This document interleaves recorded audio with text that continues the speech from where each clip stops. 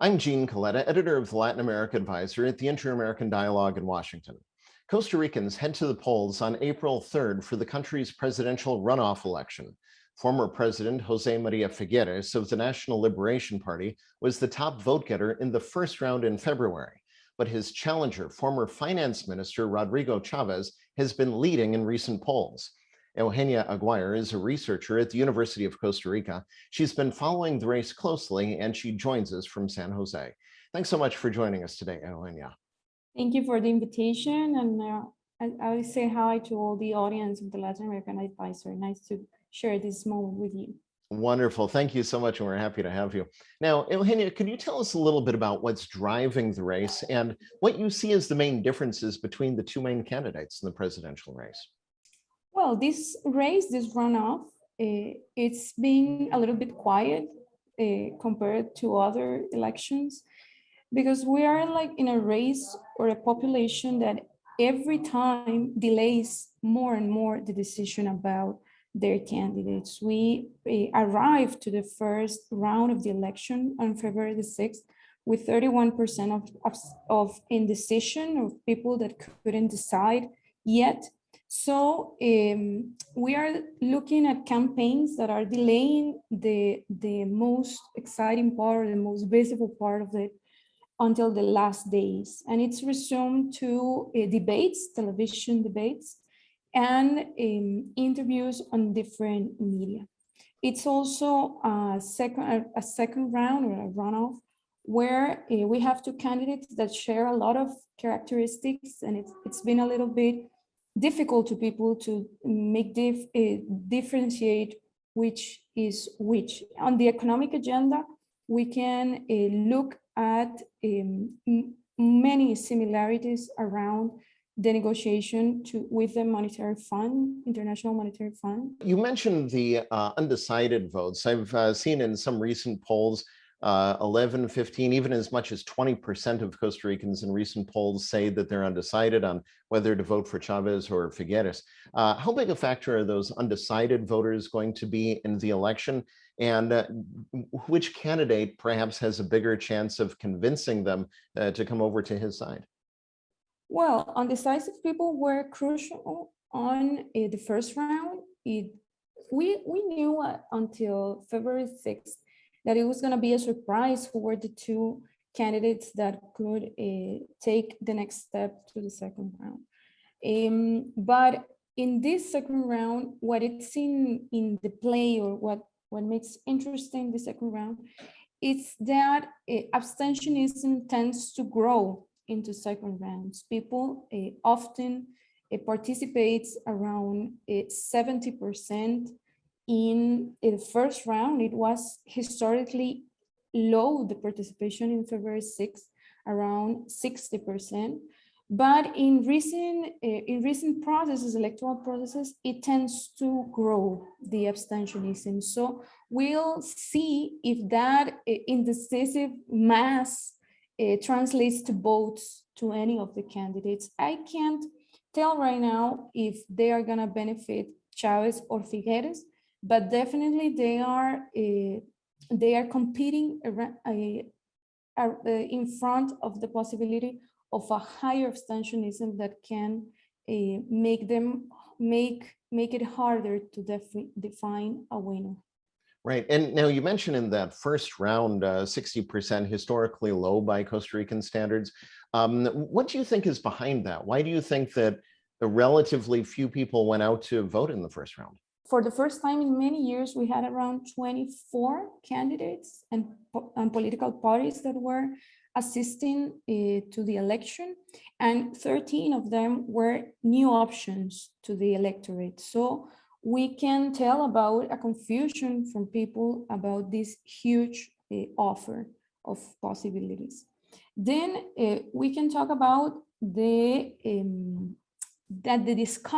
political discussion was like in a huge amount of topics. The campaign wasn't centered in one, as it was in 2018. So it was really hard to identify differences between candidates and between options. If you could tell me a little bit more about what is at stake for Costa Rica in the election? What kinds of policies do you think Costa Ricans can expect if Figueres is elected? And what kinds of policies can they expect if Chavez is elected? Well, we are talking or seeing a huge punch, if I can say it like that, a huge questioning to institutions, to democratic institutions from the Chavez candidate. He already questioned the electoral organization. He also questioned lots of institutions that have a social value or creates social value publicly. And he have been questioning their pertinence or their existence. If we talk about Jose Maria Figueres, his campaign has been centered in diminishing the bad criteria he has around. He has been in a public service for many years. He was former president. He carries lots of questions from the past. As we mentioned a few moments ago, some recent polls show that Chavez has been in the lead over Figueres, even though Figueres wound up with more votes in the first round. What has happened over the last few weeks that has led to that? And what do you think accounts for that support for Chavez? Well, that support is explained by many reasons. The first one, I think, is that he is the new option. He's presenting himself as a change, a radical change from the status quo that represents Jose Maria Figueres. He represents a party of more than 70 years in the public service.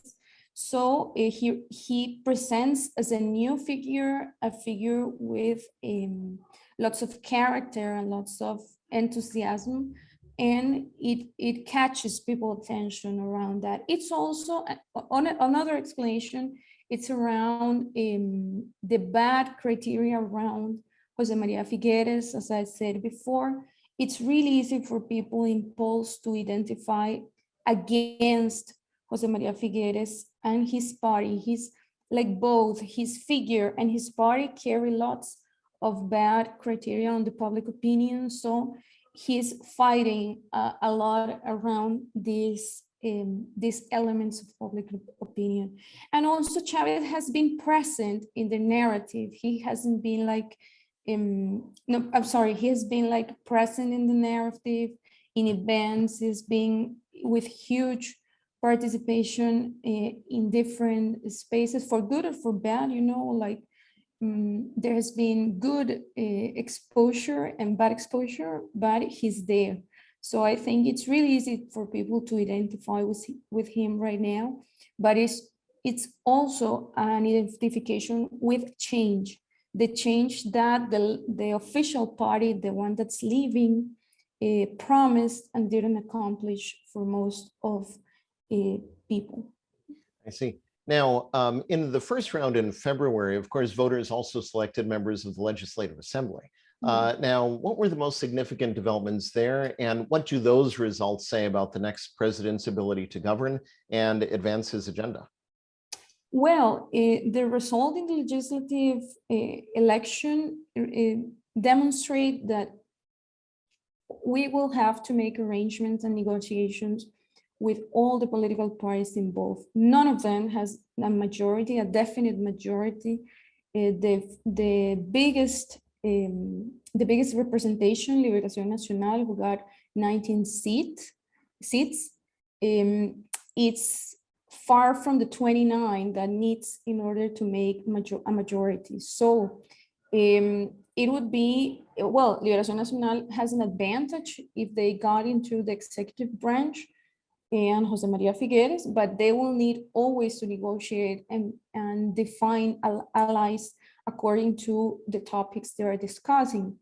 In case that Chavez got the presidency, it would be really hard for him in the legislative branch because he only got 10 seats. And in order to achieve 29 or 38, that are the magic numbers, in order to get things done, he'll have to be seated on the same table with political opponents, that he treated really bad in public debates around the election. We are talking about Fabricio Alvarado, who was running too and got elected third. We can talk about Eliezer Feinsack, who got elected at the Congress, and he got 6 seats, and he was fourth in the presidential run.